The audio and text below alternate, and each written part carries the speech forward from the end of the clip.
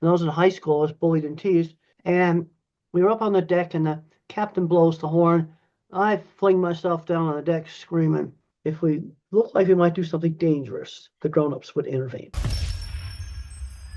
Dr. Temple Grandin is a national treasure, and my husband and I had the honor of interviewing her on our podcast. Now, she gave lots of advice for parents of autistic kids, which was applicable to us because we have two autistic boys, but also she dropped these really great gems. They were stories of her own childhood. We compiled many of the stories that she shared on that interview and created this video just for you. Enjoy. Some children are highly sensitive to touch, sound, or light, etc. What advice do you have for parents whose children experience intense sensory overload? Well, let's take some specific things where there might be a problem. Like noisy things, for example. Vacuum cleaner, hair dryer, car horn. Oftentimes, these things are better tolerated if the child turns them on and off, where they control the noisy thing. And then in some cases, like to play with the vacuum cleaner. When they turn it off, when they control the noisy thing. One parent took a kid down to the fire station and they got to turn on the fire siren. Oh yeah, that's And awesome. that worked to get him over being afraid of sirens. The other thing is, there's a good number of autistic individuals, dyslexic individuals, that can see LED lights flicker. Now, Yeah. one of the ways you can test that is pull out your phone, put it in slow motion video, and photograph the inside of the RV or the Ah, classroom or some other place. And you can find the LEDs that flicker. Now, it doesn't bother me, but there are people that do have problems with this. Another thing that was done in my generation when kids were 8 years old, all kids, you had to dress up in your good clothes when the parents had a party and be little hosts and hostesses. Well, that taught you how to greet guests, take their coats. We did quite a lot of selling candy for charity. That taught you how to go up and talk to people. Mother didn't do the talking. I had to do it. And I'm realizing how important that was. yeah. And Bill Gates is now playing to everybody that he's on the autism spectrum. In his book, Source Code, he did similar things when he was 8 years old. They got him into scouting, get him out doing things. The thing we got to do is get these kids out doing things. I see too many parents where they do everything for their kid. Teenagers that are fully verbal who have never gone shopping by themselves, Oh wow. haven't learned how to do anything by themselves. Yeah, that's not good. No, it's not. And I see the parents getting locked into the label and they think they have to do everything for the kid and that the kid is helpless. Well, that didn't happen to me. I was shopping when I was age 8. In your opinion, how can parents support their children's unique interests and turn them into strengths and career opportunities? Well, I like to draw, and I was just doing the same horse head over and again. Well, they said, let's draw the whole horse, build on it. Cars and transportation are a common fixation. Broaden it. Read about cars. Learn how they work. Do math with cars. Broaden that interest in cars so it's less fixated. How did sensory challenges impact your daily life growing up? Well, loud noise. Mother had high expectations for me with accommodations. When we went on vacation, we had to go on this ferry where you drive the cars on. We were up on the deck and the captain blows the horn. I fling myself down on the deck screaming. And what they did is they let me ride in the cabin underneath, but I could ride in the cabin away from the horn. And then the next year, or the end of the summer, had come back home, go on that ferry.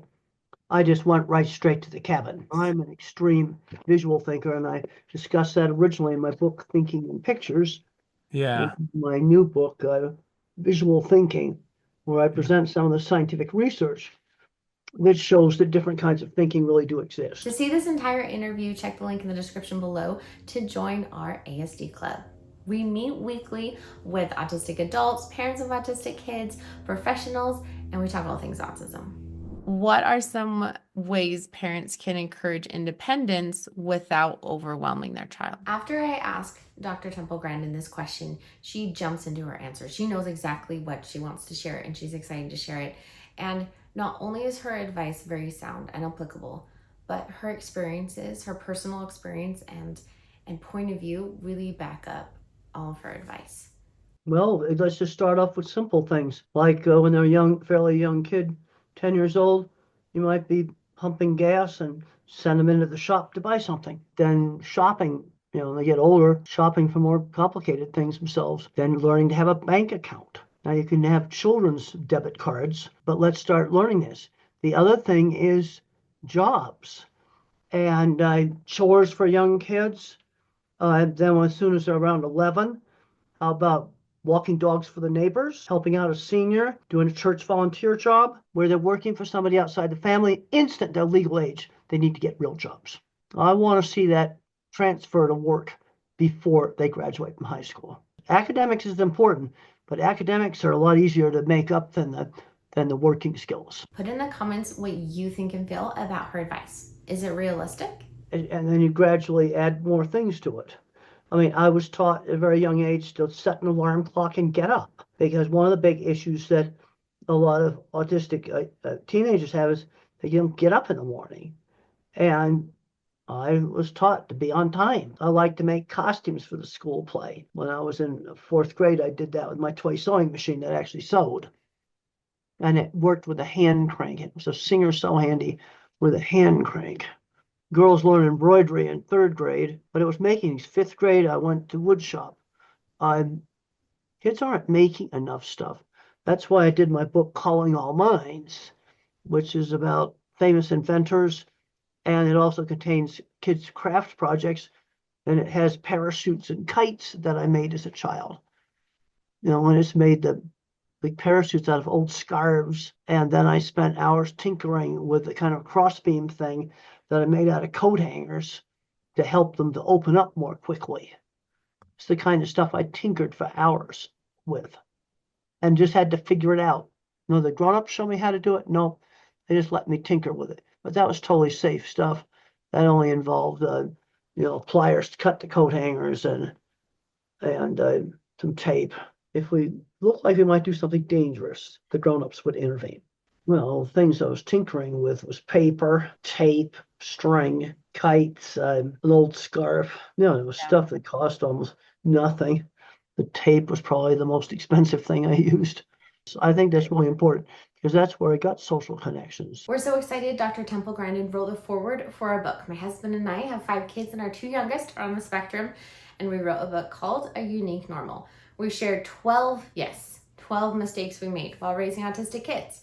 It gets vulnerable. It's not a clinical guide, it's the honest, messy, and meaningful stuff in the trenches, including when we lived in an RV full-time and visited all the national parks with our kids. It was a wild adventure. Click the link in the description below to check out our book, A Unique Normal. When I was in high school, I was bullied and teased, but I'd work with my friend getting our horses ready for show. My science teacher had a model rockets club. I was in 4-H horses. 4-H has a lot of really good activities. Tap into some of these retirees, get together with the county agent and start a 4-H group. They have lots of different projects and project materials. When you were taking speech therapy, what helped you the most? Well, learning how to wait and take turns. This is really important to reduce impulsive behavior. You got to learn how to wait and take your turn. When you're at the supermarket waiting to check out, you've got to wait and take your turn. That's something you've got to learn how to do that. You take the kids shopping and have them help with the shopping. Ask them to pick different things off the shelf and turn that into an activity. And maybe try to go there when the market's not quite so busy. That's going to be helpful. How can parents best prepare their children for adulthood, especially those who may struggle with transition periods? Well, you just gradually have to work on it. Sometimes a countdown timer works on going on to another activity. What helped me with a lot of this was a big school clock, a great big round school clock. And you can still get those today. And you watch the second hand go around, and then the minute hand would go click like that. You actually see it. So then the second hand goes around again, another click. And there was 5 clicks or 5 rotations going around. So that helped me understand the passage of time. Right. They might find that easier than a digital clock. I think we talked about a lot of good things. Yeah. And get these kids out doing things. Right here is 12 autistic people who you didn't know were autistic and our famous autistic people playlist. Be sure to check that out. And remember, if you have an autistic child, you're in good company.